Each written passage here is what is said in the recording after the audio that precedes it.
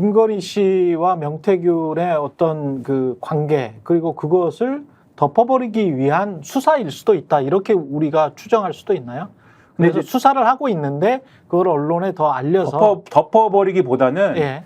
그걸 지난 1월에 수사를 착수했지 않습니까? 그렇죠. 그것 때문에 명태균 씨와 김영선 전 의원이 공천을 못 받는 상황에 내몰린 것이고 그랬을 수도 있는 것이고 그것 때문에 명태균 씨가 이 상황은 나하고 이 정권과의 관계가 틀어지는 것이다 라고 생각했을 수 있고 그래서 사실은 개혁신당으로 뭔가 옮겨가려고 준비를 하면서 사실은 이게 세상에 알려지게 된 거잖아요. 그러네. 그리고 나서 지금 더 코너에 몰리는 상황이 되니까 지금은 관계 회복을 위해 노력했을 수 있고 그리고 지난 1월에 수사 착수했다고 했는데 여태 수사에 진전이 없는 거 아닙니까? 그렇죠. 그러니까 이런 정황을 입체적으로 이해할 필요가 있다는 거예요. 왜 이렇게 됐는지에 대해서.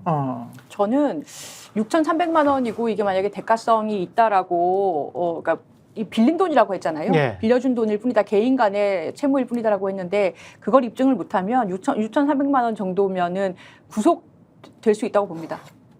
구속될 수 있다. 예, 구속될 수 있는 정도의 금원이고 예.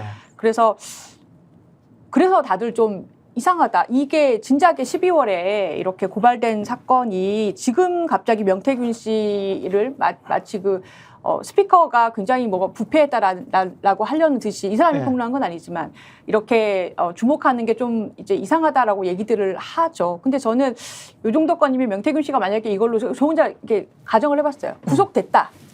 그러면 사실 명태균 씨가 자기 페이스북에 계속 한동안 이제 지난주에 막 글을 여러 개 올렸지 않습니까? 예. 특히나 태양 얘기도 하고 바람 얘기도 하고 본인은 그러니까 태양을 따뜻하게 쐬주면 그렇죠. 뭔가 공익을 위해서 뭔가를 더 얘기할 수도 있는데 당신들이 나한테 바람을 쐈기 때문에 입을 닫겠다라는 듯한 그런 메시지도 올리고 했단 말이에요.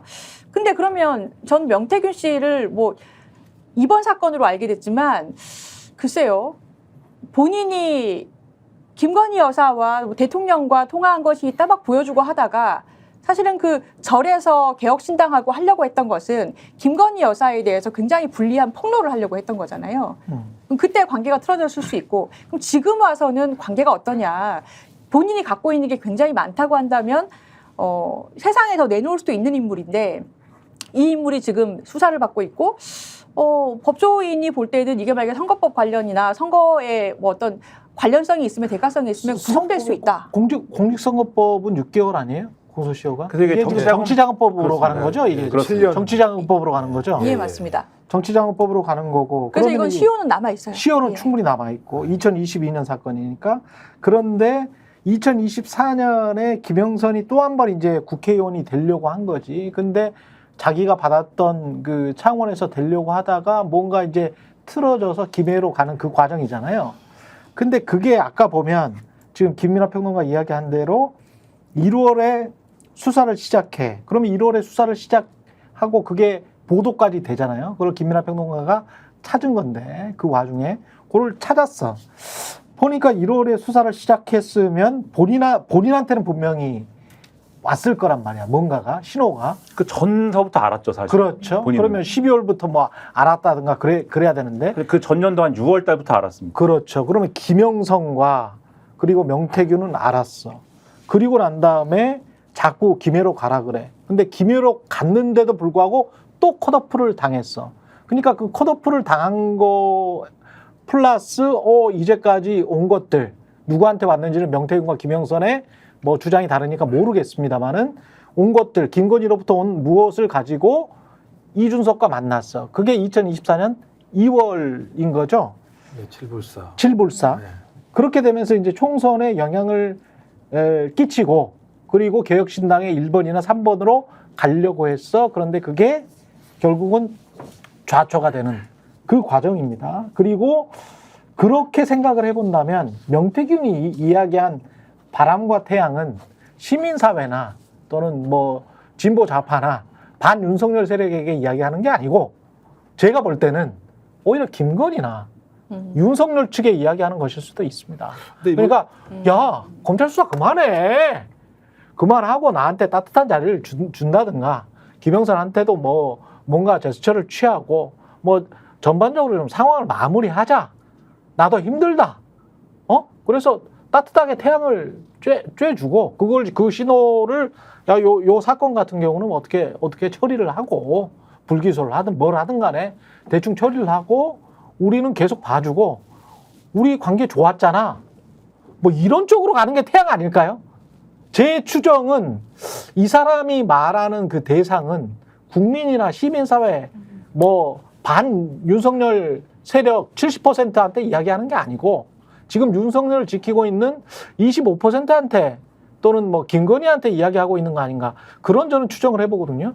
아니, 저는 그걸 어떻게 봤냐면 말씀하세요. 네, 어떻게 봤냐면 그 전체 페이스북 맥락을 보면은 뉴스토마토 기자들을 엄청 비난을 하는 듯한 그렇죠. 말들이 있어요. 네. 그러니까 당신들이 나한테 이렇게까지 하지 않았냐라고 하면서 아예 그 문자 공개를 해버렸잖아요. 근데 이 나서서 말씀을 해주셔야 된다라는 간곡한 그 기자가 뉴스토마토 기자들이 굉장히 간곡하게 얘기를 하고 이 사람이 근데 당신들한테 내가 어떠한 식으로든 얘기를 했는데 보도가 이런 식으로 나지 않았냐 라는 식으로 이제 좀 원망하는 듯한 대화를 하는 부분이 있단 말이에요. 예. 그러고 나서 이제 본인이 나를 역술인이라든지 이렇게 이상한 사람으로 몰아간 사람들을 뭐 고소고발하겠다 약간 이런 식으로 하고 나서 이제 태양하고 바람 얘기가 그렇죠. 나와서 저는 이게 본인은 좀 좋은 마음으로 어쨌거나 진실을 좀 밝히려고 하는 마음도 있었는데 이제는 그러지 않겠다 이런 거 아닌가 이렇게 생각을 했었어요. 왜냐하면 터트린 쪽은 명태균이 아니고 그렇죠. 명태균의 측근 또는 김영선의 측근이라고 하는 사람들이기 때문에 본인의 자의는 아니야. 이게 지금 뉴스토마토에 나온 이 상황이 그죠? 예, 근데 네. 본인이 한 내용도 마찬가지잖아요. 네. 텔레그램 문자라고 얘기하는 게 예. 김건희와 김영선의 텔레그램 내용이 아니다. 그렇죠. 나랑 한 거야. 김건희는 나랑 나랑 한 거. 왜 그 김영선이라고 얘기하라고 한 얘기는 뭐냐면 네. 그 내용은 내가 알고 있어. 그렇지. 내가 가지고 있다는 얘기잖아요. 결론적으로. 그렇죠. 네. 그러니까 지금까지 나오는 내용들은 왜 나를 이렇게밖에 안 보는 거지? 왜 나를 격가지로 보는 거지? 라고 하는 측면에 대한 나를 내용이 한낱 역술인으로 보다니 거기에 관한 어떤 굉장한 네네. 불쾌함은 표시를 이제 했습니다. 그러면서 또 하나가 허위사실이라고 그러면서 네. 김해이동이나 지원 방안은 허위사실이다. 그러니까 제기한 사람들이 붙인 거다라고 얘기했잖아요. 그러니까 제가 볼 때 정확하게 현 정부의 실세들 또는 말씀하신 김건희 씨에 대해서 제기하고 있는 하나의 정황 증거와 알리바이를 두 가지 같이 선물해 준 거라는 거 저희가 볼 수밖에 없는 측면들이 분명히 있고요. 예. 또 하나는 내용 자체가 참 그다음에 나온 게 김영선에게 전략 공천해 줄 힘이 없고 김건희 얘기를 하는 김건희가 거죠. 네, 힘이 없고 그러니까 니네들 가서 경쟁을 해라라고 얘기했다는 거예요. 얘기 뭐냐면 텔레그램 내용이 사실이라는 걸 입증해 주는 거예요. 그렇죠. 김해 갔다는 거잖아요. 예. 근데 김해를 갈 수 있었던 동력이 어디예요? 이 말에 의하면 김건희 씨가 말을 했다는 게 확인이 되는 거니까 저는 명태균 씨가 반박 논리로 얘기한 건 이 모든 공천 과정의 딜은 김건희와 내가 한 거야 라고 하는 것을 확증해 주는 거잖아요. 전 그렇다면 이 얘기는 바람과 태양의 얘기는 다른 측에 얘기하는 게 아니라 소위 김건희 씨에게 하는 얘기라고 볼 수밖에 없는 거죠. 그러니까 종합적으로 보면은 부인할 수는 없는 거예요. 명태균 씨하고 김건희 여사의 관계를 그렇지. 본인이 부인할 수는 없는 거예요. 예. 여러 가지 정황상.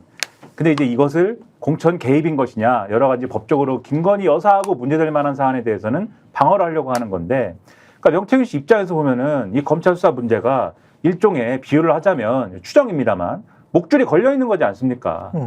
검찰 수사를 가지고 목줄로 활용할 수 있는 권력이 어딘 거예요. 그것은 우리 같은 사람들이 그냥 앉아서 추정하기로는 그것은 용산인 거 아닙니까? 결국은. 그러니까 용산이 목줄을 쥐고 있다는 것이다. 우리가 이렇게 이해를 한다면 나한테 목줄이 걸려 있는데 언론사 기자가 와가지고 나한테 명태균인 나한테 뭘 자꾸 내놓으라고 하는 거예요. 예. 당신이 갖고 있는 텔레그램 메시지를 공개하라든지 당신이 인정을 해달라든지 이런 얘기를 하는 겁니다. 할 수가 있습니까? 할 수가 없지요. 그런데 만약에 이 기자가 뭐 다른 방식을 통해서 다른 취재의 소스를 통해서 또는 다른 자신이 드러나지 않는 다른 방식을 통해서 혹시라도 이렇게 보도를 한다거나 할 때 옆에서 조력해주는 방식으로 드러나지 않는 방식으로 했다면 그것은 예를 들면 뭐 햇빛이 돼가지고 내가 외출을 벗을 수도 있는데 다른 방식이라면 실질적으로 명태균이라는 이름 석자가 수면 위로 올라오면 이렇게 되지 않습니까 상황이. 그렇죠. 이렇게 되잖아요. 네. 그럼 앞으로 이 목줄이 달려있는데 김건희 여사 편을 드는 수밖에 없는 거 아닙니까 이분 같은 경우에는. 저는 이제 그런 얘기를 하는 거 아니냐라고 이제 말씀을 드린 거고 결과적으로는 그 목줄을 활용할 수 있는 사람이 누구냐 이게 이제 핵심이 아니냐 저는 그 말씀을 드리는 거죠. 저희가 얘기할 때 오셔가지고 라이브로 관전하시기 바랍니다. 반드시 주변 사람들 데리고 오시기 바랍니다. 구독, 좋아요, 알림 설정 해주시기 바랍니다. 좀 살려주십시오 저 좀.